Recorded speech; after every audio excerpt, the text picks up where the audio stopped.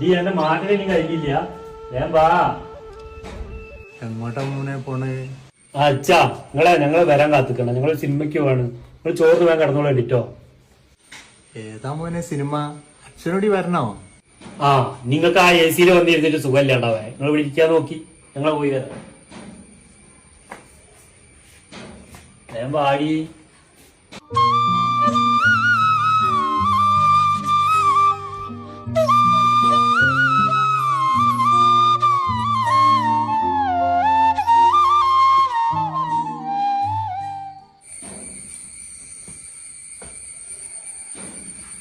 ഞായറാഴ്ചയായിട്ട് രാവിലെ എങ്ങോട്ടാ മോനെ പോണേ?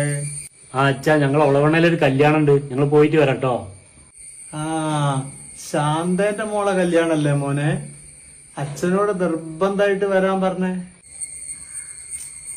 അത് പിന്നെ അച്ഛ ഒരു അങ്ങനെ വിളിക്കുമ്പോൾ അങ്ങനെയല്ല വിളിക്കുക. അപ്പൊ നിപ്പയും ഓരോ പ്രശ്നങ്ങളൊക്കെ ഉള്ള അച്ഛൻ വെറുതെ പോന്നിട്ട് എന്തെങ്കിലും വയ്യാണ്ടായി കഴിഞ്ഞാല് അച്ഛൻ ഇവിടെ ഇരുന്നോടി. ഞങ്ങൾ വേഗം പോയി വരാട്ടോ.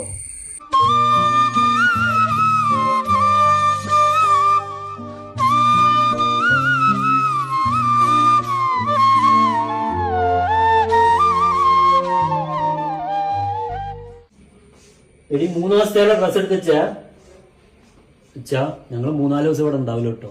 നിങ്ങളെ കുട്ടിയുടെ നാടെ പോയി ചോറും ചായക്ക് തിന്നോളൂ കേട്ടോ. ഞാൻ കുട്ടിയോട് വിളിച്ചറിഞ്ഞീന്ന്. പിന്നെ കോഴിക്കളെ കാര്യം നോക്കണേ. പിന്നെ ആ ഗേറ്റ് നിങ്ങൾ പുറത്തേക്ക് പോവാണെ ഗേറ്റ് തുറന്നിട്ട് പോരെ. പ്രത്യേകം ഓർക്കണം അച്ഛാ. എങ്ങോട്ടാ മോനെ യാത്ര? അച്ഛൻ ഞങ്ങൾ ഊട്ടിയിലേക്കാണ്. 4 ദിവസം കഴിഞ്ഞിട്ട് എത്താ. എടി എടുത്തില്ലേ നീ നോക്ക്.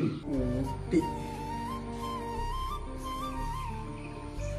ആയ കാലത്ത് മക്കളൊക്കെ ഒരു നിലയിലെത്തിക്കാൻ വേണ്ടിട്ട് എവിടെയും പോവാൻ സാധിച്ചില്ല. വാർദ്ധക്യകാലായപ്പോ വെറും ഒരു കാവൽക്കാരൻ. മരണത്തെ ഭയക്കുന്ന വാർദ്ധക്യകാലത്ത് നിങ്ങളാക്കിയ അച്ഛനമ്മമാരെ ഒന്ന് പുറത്തു കൊണ്ടുപോവുകയോ ഒന്ന് സിനിമക്ക് കൊണ്ടുപോവുകയോ അവർക്ക് ഇഷ്ടപ്പെട്ട എന്തെങ്കിലും ചെയ്തു കൊടുക്കുകയോ ചെയ്യുമ്പോൾ അവർക്ക് കിട്ടുന്ന ഒരു സന്തോഷവും സമാധാനവും ഒരു ധൈര്യവുമുണ്ട്. ഈ ഭൂമിയിൽ ആർക്ക് മറ്റെന്ത് നിങ്ങൾ ചെയ്തു കൊടുത്താലും ഇതിനേക്കാൾ വലിയ പുണ്യം വേറെ നിങ്ങൾക്ക് കിട്ടാനില്ല.